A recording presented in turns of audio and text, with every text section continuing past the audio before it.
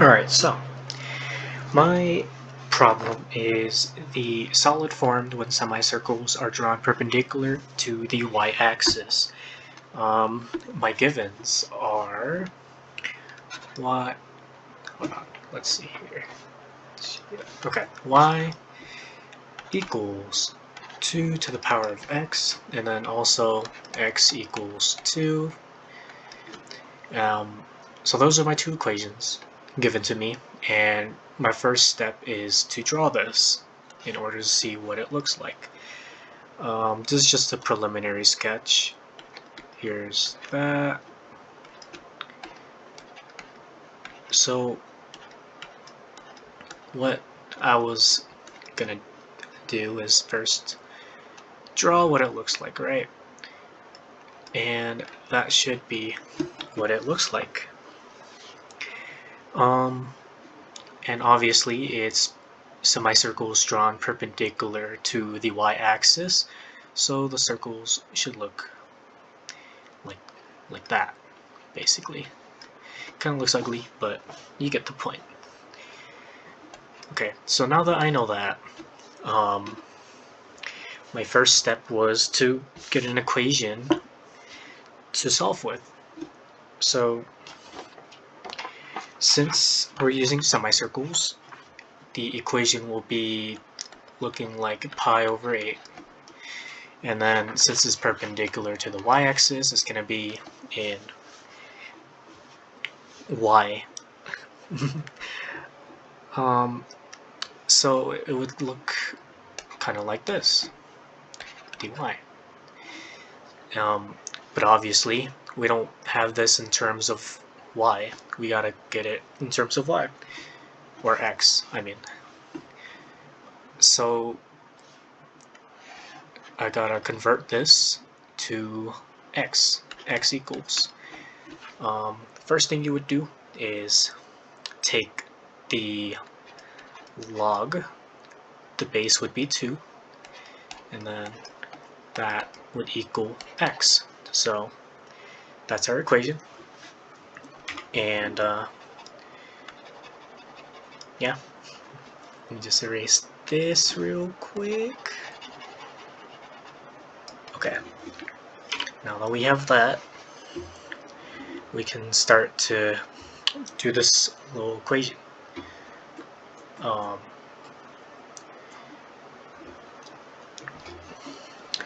So what I wanted to do is make the equation. We can plug it in now. Oh, since it's perpendicular to the y-axis, we gotta split this into two different integrals, because everything here doesn't have a line next to it, but everything up here does. So we gotta split it into two integrals. What I did was just put the pi over 8 constant in front, do the parentheses, and then do that, and then plug in.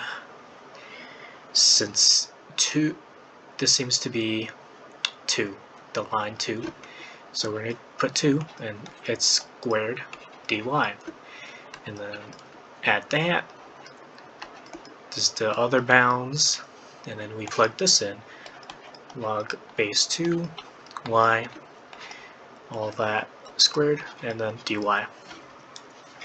and then the ending parentheses. Okay, now that we have the equation, we can start to hand solve for this equation. This is the equation that we want, so what we're gonna do now is hand solve it. First, we don't really need to worry about the pi over 8 right now, so we're just gonna, put it away. I'm gonna do integral of 2 squared. That would be 4 dy, and then this would become 4x from 0 to 1, and then obviously that would be 4.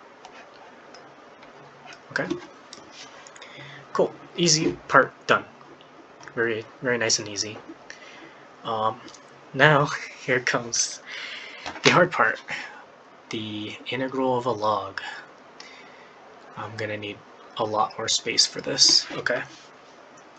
So, first, we gotta... Oh, shoot, I forgot one thing. We gotta do 2 minus log, because those are the bounds. So let me just 2 minus, okay, do that. Alright, now we can integrate this. So first thing, we gotta do integration by parts. Once you've done integration by parts, it should look something like y 2 minus log base 2 of y squared minus the integral from 1 to 4 of negative 2 minus log base 2 of y, not squared, just delete that. Okay.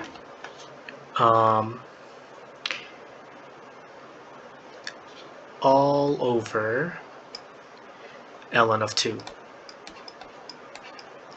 dy, okay? And then, of course, this is from 4 to 1. We gotta simplify this, so this becomes negative 2 over ln of 2 squared, and then times 1 plus 2 ln of 2, and then times y minus the minus y ln of y from 4 to 1. And then we bring this back down over here.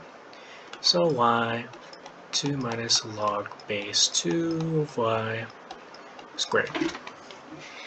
Okay, now that we have that, once again, we gotta simplify it just a little more. Good thing I have space. This becomes 2 plus 4 ln of 2 squared over ln of 2 squared, and then times y minus 2 ln of squared 2 ln of 2 squared times y times ln of y minus 4y log base 2y plus y log base 2y squared plus 4y over ln of 2 from 4 to 1.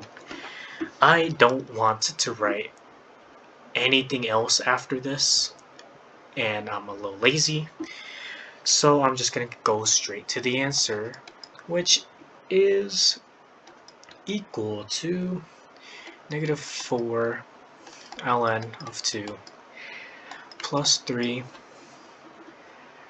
4 ln of 2 squared plus 2 all over ln of 2 squared minus 16.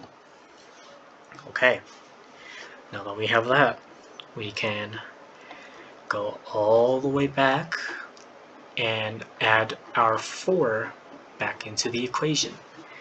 So it would be, and the pi over 8 parentheses 4 plus all of this, and I don't want to write that, so the actual answer would be pi over 8 negative 4 ln of 2 plus 3 4 ln of 2 squared plus 2 all over ln of 2 squared minus 12. That is our full answer, and if you put it into a calculator, it'll come out to be 2.6379 something something, and I just rounded that up to 2.638, and that works out in a calculator on both the original equation and this. Okay, great, thank you. Yeah.